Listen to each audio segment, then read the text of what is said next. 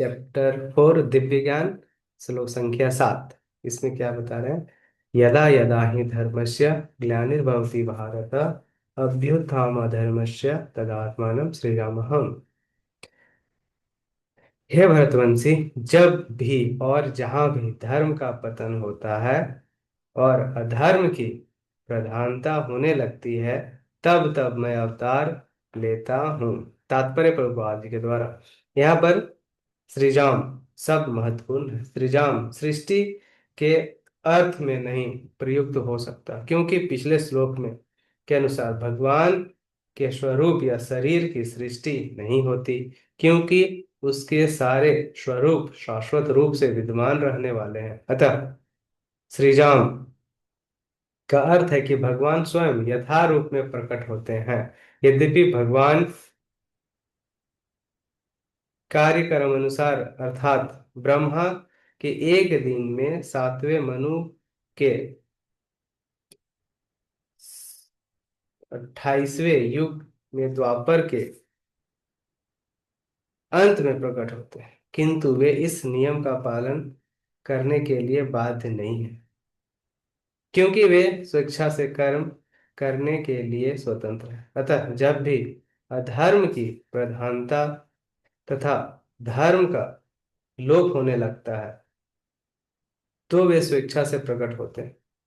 धर्म के नियम वेदों में दिया हुआ है, और यदि इन नियमों का पालन में कोई त्रुटि आती है तो मनुष्य अधार्मिक हो जाता है।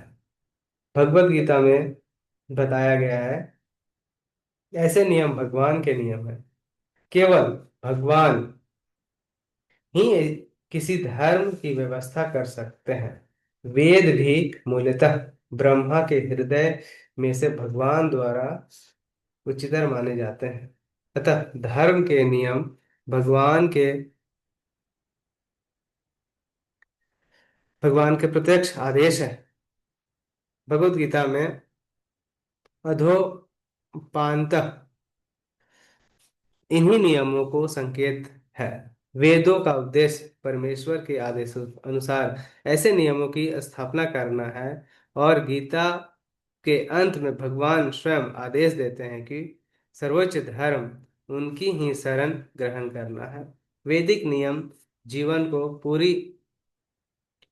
पूर्ण शरणागति की ओर अग्रसर करने वाले हैं, और जब भी असुरों द्वारा इन नियमों में व्यवधान आता है, तभी भगवान प्रकट होते हैं। श्रीमद् भागवत पुराण से हम जानते हैं कि बुद्ध कृष्ण के अवतार हैं, जिनका दुराभाव उस समय हुआ प्रादुर्भाव उस समय हुआ जब भौतिकवादी का बोलबाला था, और भौतिकवादी लोग वेदों को प्रमाण बनाकर उसकी आड़ ले रहे थे। यद्यपि वेदों में विशिष्ट कार्यों के लिए पशु बलि के विषय में कुछ सीमित विधियां थे, किंतु आसुरी वृत्ति वाले लोग वैदिक नियमों का संदर्भ दिए बिना पशु बलि को अपनाए हुए थे।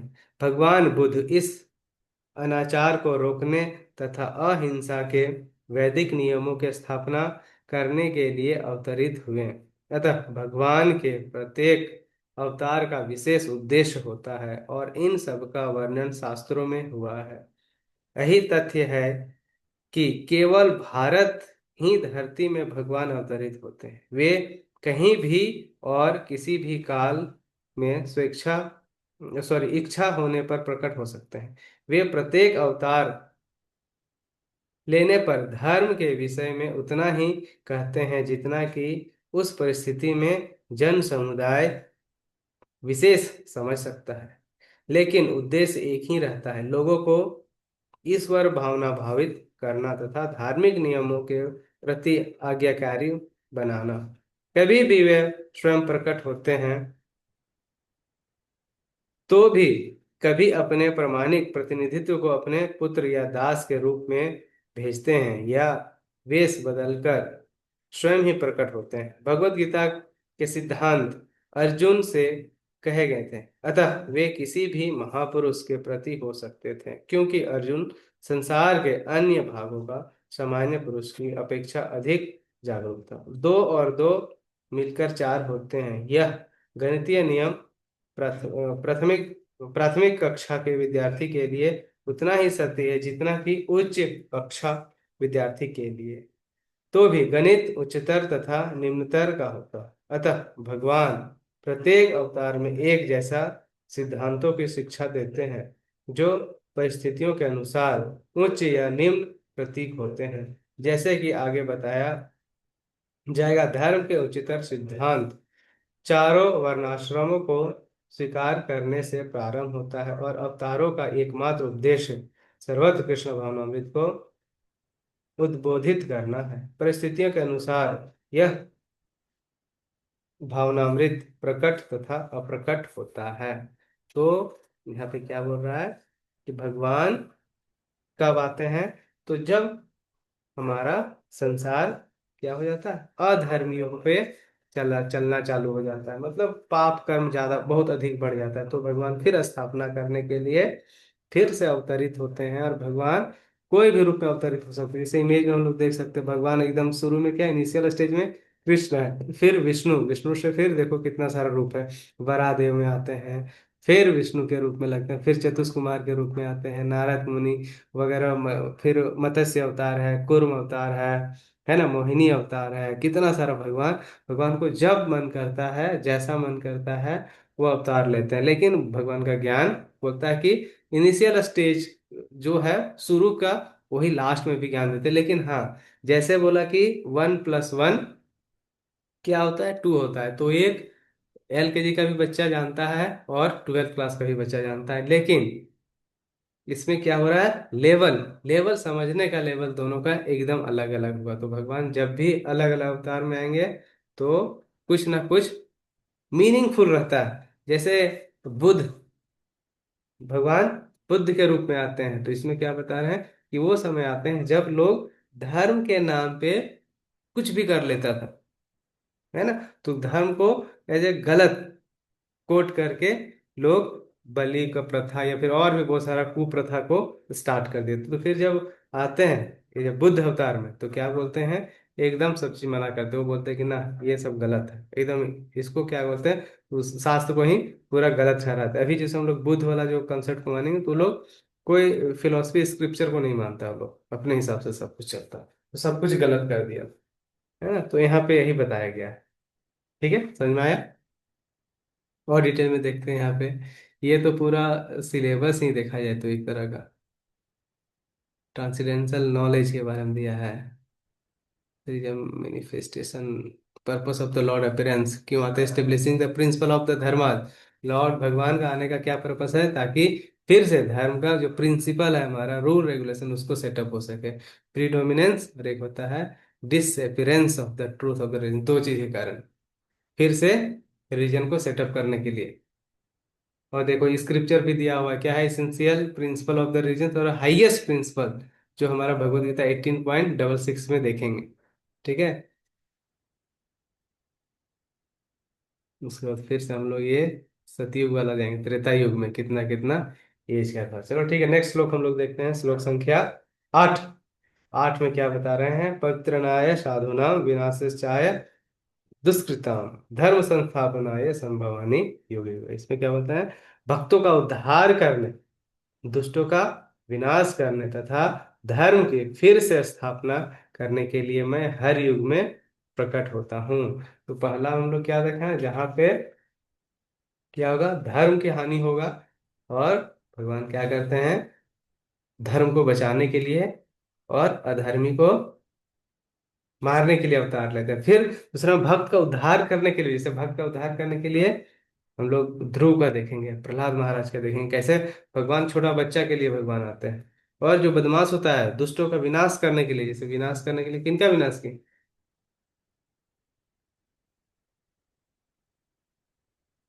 रावण हो गया, है ना, कंस हो गया, हिरण्यकशिपु हो गया, उसको भी मारने के लिए और धर्म की फिर से स्थापना करने के लिए भगवान आते हैं, तात्पर्य प्रभुपाद जी के द्वारा।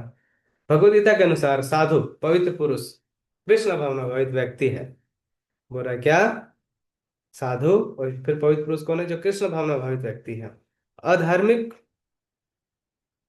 अधार्मिक लगने वाले व्यक्ति में भी यदि पूर्ण कृष्ण चेतना हो तो उसे साधु समझना चाहिए। लेकिन कोई कोई लोग होगा जो अधार्मिक है लेकिन भगवान का, कृष्ण के प्रति उसका थिंकिंग स्टार्ट हो गया, तो उसको भी क्या हम लोग को समझना चाहिए ऐसे साधु। दुष्कृताम उन व्यक्तियों के लिए आया है जो कृष्ण भवनामृत की परवाह नहीं करते। ऐसे दुष्कृताम या उपद्रवी, मूर्ख तथा अधम व्यक्ति कहलाते हैं। भले ही वे सांसारिक शिक्षा से वशीभूत क्यों ना हो। तो बोल रहा कि जो खूब डिग्री है, खूब नॉलेज है, लेकिन अगर भगवान को भगवान नहीं एक्सेप्ट करता है तो वो क्या है, मूर्ख उसको बोलेगा। इसके विपरीत यदि कोई 100% कृष्ण भावना में लगा रहता है तो वह विद्वान या सुसंस्कृत ना भी हो फिर भी वह साधु माना जाता है। लेकिन ऐसा जो भक्त है, भगवान को जान गया, भगवान का नियम को पालन करना चालू कर दिया है, तो इसको विद्वान मानना चाहिए।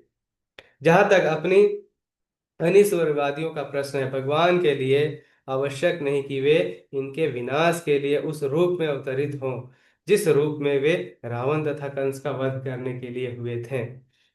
भगवान के ऐसे अनेक अनुचर हैं जो असुरों का संहार करने में सक्षम है, किंतु भगवान तो अपने उन निष्काम भक्तों को तुष्टि करने के लिए विशेष रूप से अवतार लेते हैं जो असुरों द्वारा निरंतर तंग किए जाते हैं। असुर भक्त को तंग करता है भले ही वह उनका सगा संबंधी क्यों न हो। यद्यपि प्रहलाद महाराज हिरण्यकश्यप के पुत्र थे, किंतु तो भी वे अपने पिता द्वारा उत्पीड़ित थे। इसी प्रकार कृष्ण की माता देवकी यद्यपि कंस की बहन थी, किंतु उन्हें तथा उनके पति वसुदेव को इसलिए दंड किया गया था क्योंकि उनसे कृष्ण को जन्म लेना था। अतः भगवान कृष्ण मुख्यतः देवकी के उद्धार करने के लिए प्रकट हुए थे, कंस को मारने के लिए नहीं। किंतु ये दोनों कार्य एक साथ संपन्न हो गए। अतः यह कहा जाता है कि भगवान भक्त का उद्धार करने तथा दुष्ट असुरों का संहार करने के लिए विभिन्न अवतार लेते हैं।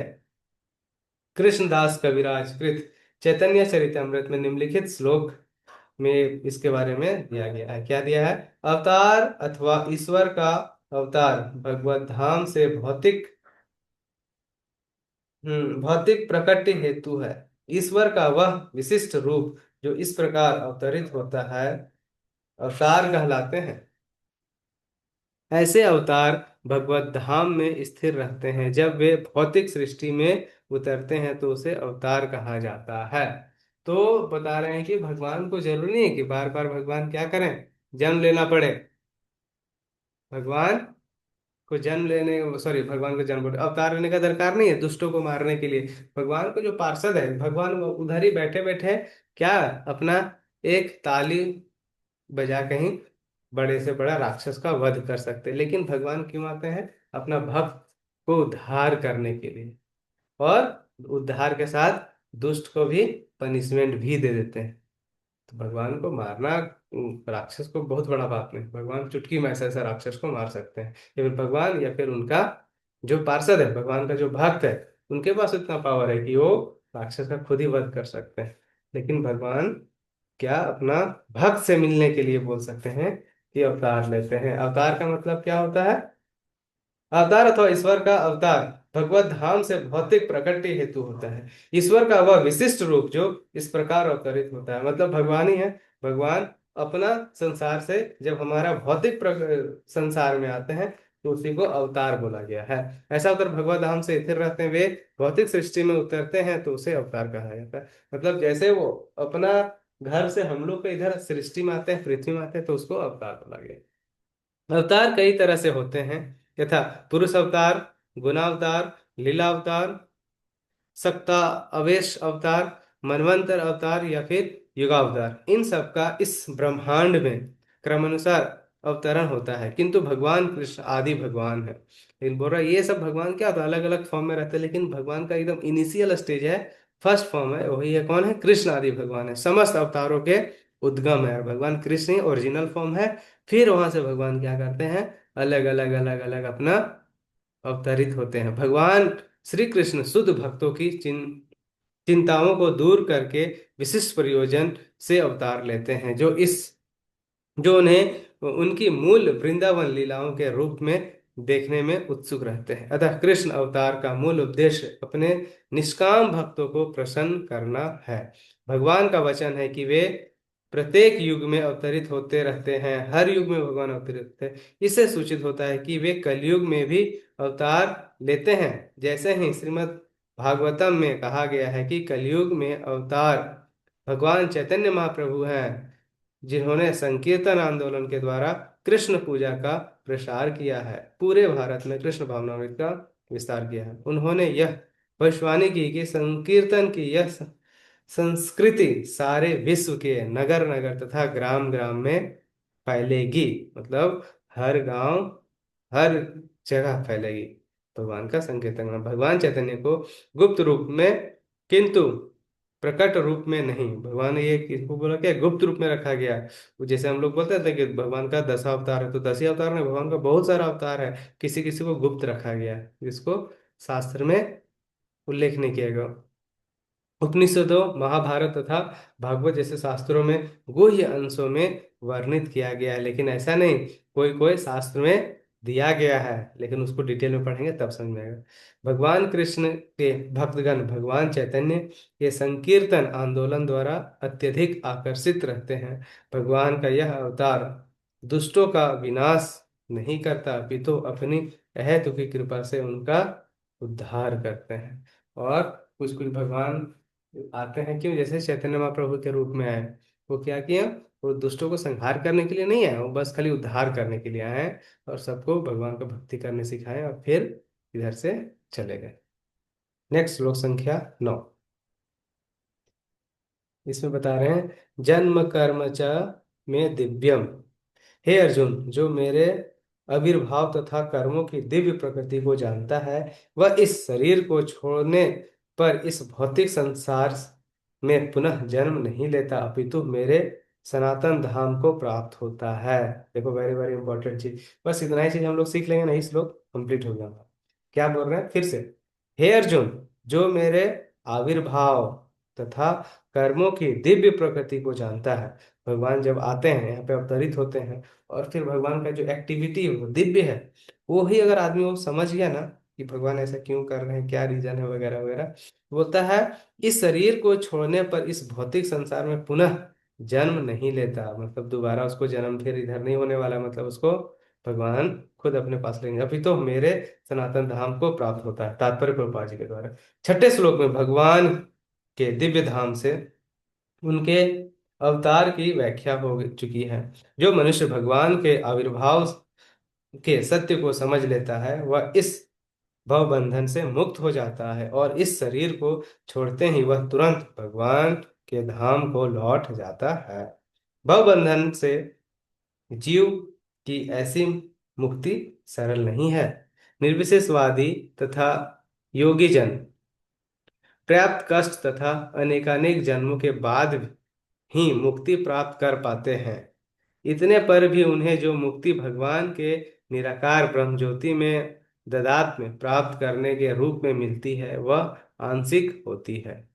इस भौतिक संसार में लौट आने का भय बना रहता है, किंतु भगवान के शरीर की दिव्य प्रकृति तथा उनके कार्यकलापों को समझने मात्र से भक्त इस शरीर का अंत होने पर भगवत धाम को प्राप्त होता है, और इस संसार में लौट आने का भय नहीं रह जाता। बड़ा बड़ा बड़ा जो साधु संत है, उन लोग को क्या लगता है कि हमारा सिद्धि प्राप्त हो गया है, लेकिन उसका कोई फिक्स नहीं है कि उसका आगे ग्रोथ होगा या फिर डिफॉल होगा। लेकिन भगवान का जो खाली भगवान का लीला को जो समझ गया, भगवान का आने का क्या पर्पस है, भगवान कैसे आ रहे हैं, क्या लीला कर रही है, ये समझ गया, तो वो भक्त क्या है, उसका फाइनल 100% सिलेक्शन हो गया है ना, भगवान के धाम में जाना। किंतु भगवान के शरीर को दिव्य प्रकृति में समझ लेता है, मात्र शरीर अनेक होने पर वह धाम को प्राप्त होता है, और इस संसार में लौटकर नहीं आता है। ब्रह्म संहिता में कहा गया, बताया गया, क्या बताया गया कि भगवान के अनेक रूप तथा अवतार हैं।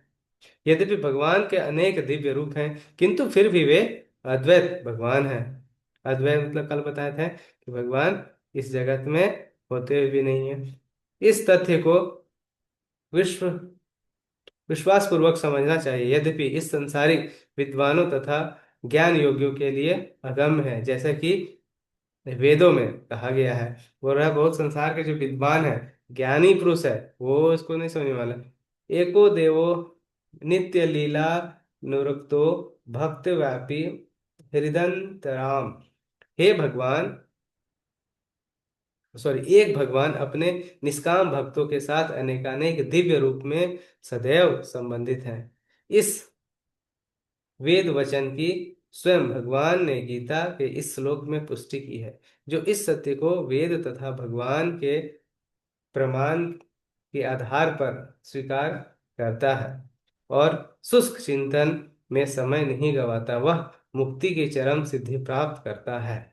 इस सत्य को श्रद्धापूर्वक स्वीकार करने से मनुष्य निश्चित रूप से मुक्ति लाभ कर सकता है। इस प्रसंग में वैदिक वाक्य तत्वमसि लागू होता है। जो कोई भगवान कृष्ण को परब्रह्म करके जानता है या उसे यह कहता है कि आप वही परब्रह्म श्री भगवान हैं, वह निश्चित रूप से अविलंब मुक्त हो जाता है। फलस्वरूप उससे भगवान की दिव्य संगति को प्राप्त निश्चित हो जाती है। दूसरे शब्दों में ऐसे श्रद्धालु भगवत भक्त सिद्धि प्राप्त करता है। इसी की पुष्टि निम्नलिखित वेद वचन में हुआ। इसमें क्या बोला, भगवान को जान लेने से ही मनुष्य जन्म तथा मृत्यु से मुक्ति की पूर्ण अवस्था प्राप्त कर सकता है। बस जान लेने से, सोचो, इसी सिद्धि को प्राप्त करने का कोई अन्य विकल्प नहीं है और इस तरह सिद्धि प्राप्त करने का दूसरा कोई उपाय नहीं है। इसका कोई विकल्प नहीं है। इसका अर्थ यह है कि जो कृष्ण को श्री भगवान के रूप में नहीं मानता, वह अवश्य ही तमोगुनी है और मधु पात्र को केवल बाहर से चाटकर या भगवत गीता के विद्वत्ता पूर्व संसारी विवेचना करके मोक्ष प्राप्त नहीं किया जा सकता। जैसे मधु का जो टेस्ट है, हम लोग क्या करते हैं, शीशा को ऊपर से चाटने से क्या उसको मिठास आएगा? नहीं आएगा। उसी तरह भगवत गीता जो विद्वता पूर्वक जो संसारिक विवेचना करेगा, उसको मोक्ष को भी प्राप्ति नहीं होगा। ऐसे शुष्क दार्शनिक भौतिक जगत में महत्वपूर्ण भूमिका निभाने वाले हो सकते हैं, किंतु वे मुक्ति के अधिकार नहीं होते। ऐसे अभिमानी संसारी विद्वानों को भगवत भक्त की अहेतु की कृपा की प्रतीक्षा करनी पड़ती है। अतः मनुष्य को चाहिए कि श्रद्धा तथा ज्ञान के साथ कृष्ण भावनामृत का अनुशीलन करे और सिद्धि प्राप्त करने का यही उपाय है। क्लियर हुआ पॉइंट? नेक्स्ट श्लोक संख्या 10। आसक्ति, भय तथा क्रोध से मुक्त होकर मुझ में पूर्णतः तन्मय होकर और मेरी शरण में आकर बहुत से व्यक्ति भूतकाल में मेरे ज्ञान से पवित्र हो चुके हैं। इस प्रकार से उन सबों ने मेरे प्रति दिव्य प्रेम को प्राप्त किया। अब भगवान क्या बता रहे हैं कि अगर कोई आदमी भय क्रोध मुक्त होकर उन पे पूर्णतः तन्मय होकर और मेरी शरण में आकर, बहुत से व्यक्ति भूतकाल में मेरे ज्ञान को से पवित्र हो चुका है। तात्पर्य प्रभुपाद जी को, जैसे कि पहले कहा जा चुका है कि विषयों में आसक्त व्यक्ति के लिए परम सत्य के स्वरूप को समझ पाना अत्यंत कठिन है। जो व्यक्ति विषय में है, पूरा संसार में लगा हुआ है, धन दौलत पैसा कौड़ी ये वो भाग रहा है, वो कभी भगवान को रूप को नहीं समझ सकता, अत्यंत कठिन है। सामान्यतः जो लोग देहात्म बुद्धि में आसक्त होते हैं, वे भौतिकवादी में इतने लीन रहते हैं कि उनके लिए यह समझ पाना असंभव है कि परमात्मा व्यक्ति भी हो सकता है। अब जो लोग संसारी देहात्म बुद्धि में है, रोटी कपड़ा मकान परिवार परिवार परिवार पैसा पैसा पैसा, वो क्या समझ पाएगा भगवान के बारे में? ऐसे भौतिकवादी व्यक्ति इसकी कल्पना तक नहीं कर पाते कि ऐसा भी दिव्य शरीर है जो नित्य तथा सच्चिदानंदमय है। भौतिकवादी धारणा के अनुसार शरीर नश्वान और साथ में अज्ञानमय तथा अत्यंत दुखमय होता है। अतः जब लोगों को भगवान के साकार रूप में विशेष विषय में बताया जाता है तो उनके मन में शरीर की यह धारणा बनी रहती है। ऐसे भौतिकवादी पुरुष के लिए विराट भौतिक जगत का स्वरूप ही परम तत्व है। फलस्वरूप वे परमेश्वर को निराकार मानते हैं और भौतिकवादी भौतिकता में इतने तल्लीन रहते हैं कि वे भौतिक पदार्थ से मुक्ति के बाद भी अपने स्वरूप बनाए रखने के विचार से डरते हैं। जब उन्हें यह बताया जाता है कि आध्यात्मिक जीवन भी व्यक्तिगत तथा साकार होता है, तो वे पुनः व्यक्ति बनने से भयभीत हो उठते हैं। फलतः वे निराकार शून्य में तदाकार होना पसंद करते हैं। सामान्यतः वे जीवों की तुलना समुद्र के बुलबुले से करते हैं, जो टूटने पर समुद्र में ही लीन हो जाते हैं।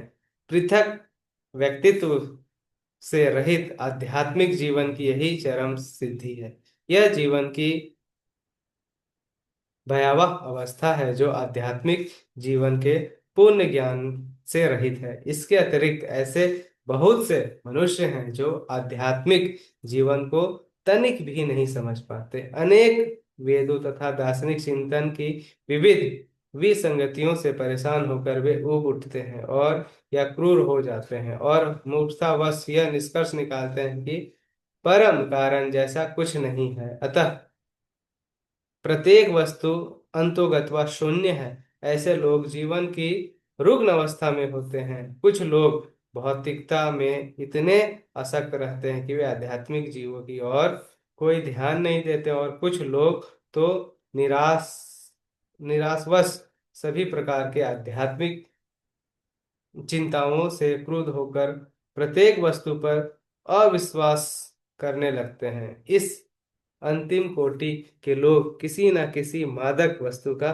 सहारा लेते हैं और उसके मति विभ्रम को कभी कभी आध्यात्मिक दृष्टि मान लिया जाता है। मनुष्य को भौतिक जगत के प्रति आसक्ति की तीनों अवस्थाओं से छुटकारा पाना होता है। यह है आध्यात्मिक जीवन की उपेक्षा, आध्यात्मिक साकार रूप का भय तथा जीवन की हताश से उत्पन्न शून्यवादी की कल्पना। जीवन कि इन तीनों अवस्थाओं से छुटकारा पाने के लिए प्रामाणिक गुरु के निर्देशन में भगवान की शरण ग्रहण करना और भक्तिमय जीवन के नियम तथा विधि विधानों का पालन करना आवश्यक है। भक्तिमय जीवन की अंतिम अवस्था भगवान या दिव्य ईश्वरमय प्रेम कहलाता है।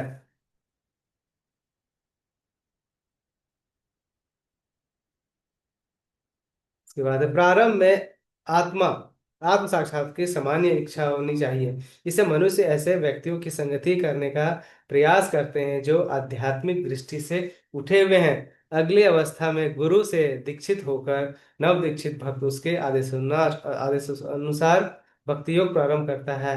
इस प्रकार सतगुरु के निर्देशन में भक्ति करते हुए वे समस्त भौतिक आसक्ति से मुक्त हो जाता है, जिससे आत्म साक्षात्कार के स्थिरता आती है और वह श्री भगवान कृष्ण के विषय में श्रवण करने के लिए रुचि विकसित करता है। इस रुचि से आगे चलकर कृष्ण भावनामृत में आसक्ति उत्पन्न होती है, जो भाव में अथवा भगवत प्रेम के प्रथम सोपान में परिपक्व होती है। ईश्वर के प्रति प्रेम ही जीवन की सार्थकता है। प्रेम अवस्था में भक्त भगवान की दिव्य प्रेम भक्ति में निरंतर लीन रहता है। अतः भक्ति की मंद विधि से प्रामाणिक गुरु के निर्देशन में सर्वोच्च अवस्था प्राप्त की जा सकती है और समस्त भौतिक आसक्ति व्यक्तिगत आध्यात्मिक स्वरूप के भय तथा शून्यवाद से उत्पन्न हताश से मनुष्य मुक्ति हुए जा सकता है। तभी मनुष्य को अंत में भगवान के धाम की प्राप्ति हो सकती है। काफी लंबा लंबा तात्पर्य था। तो इसमें क्या बता रहे हैं कि अगर कोई भक्त है जो क्या है, पहले शुरू में आसक्ति रखती है, भय है, क्रोध है और गलत काम भी बेचारा किया हुआ है, लेकिन अगर भगवान निरंतर भगवान पे वो चिंतन में लगा हुआ है तो क्या होगा, वो भी पवित्र हो सकता है और वो भी भगवान के पास भगवान के साथ दिव्य प्रेम को प्रकट कर सकता है, देखा जाए तो ही। और जो भौतिकतावादी है, जो लोग बहुत ज्यादा क्या मटेरियल चीज पे लगा हुआ है और पैसा धन दौलत वगैरह वगैरह वगैरह, ये सारा चीज को खोजने में रहेगा, तो क्या होगा, भगवान को देखो ना, हम लोग देखते हैं कितना सारा हमारा रिलेटिव है, दोस्त है, फ्रेंड है, भगवान का नाम सुनना नहीं चाहता है, समय नहीं है उसके पास, या फिर है तो बोलता है अरे सब क्या है, ये सब कुछ नहीं है, सब ढकोसला है, ये सब अंधविश्वास है, और और कुछ ना कुछ चलता रहता है लोगों लाइफ में। लोगों का लाइफ में क्या है, बस जीवन में पैसा कमाओ है ना। और बढ़िया स्त्री होना चाहिए, और सुख सुविधा होना चाहिए, उससे ज्यादा कुछ नहीं। लोगों का यही मेंटेलिटी है। लेकिन इससे भी अगर हट के कोई होता है जो भगवान के लीला के बारे में जानना चाहता है, भगवान कौन है, आत्मा कौन है, परमात्मा कौन है, इसके बारे में। लेकिन अगर जो बहुत भौतिकतावादी लोग हैं, उसको भगवान का कॉन्सेप्ट को समझना बहुत मुश्किल है उसके लिए। ठीक है, समझ में आ रहा है। ये सब सारा एक्सप्लेन करेंगे डिटेल में जब हम लोग, जब दूसरा बार में जब भगवद्गीता पढ़ेंगे तब।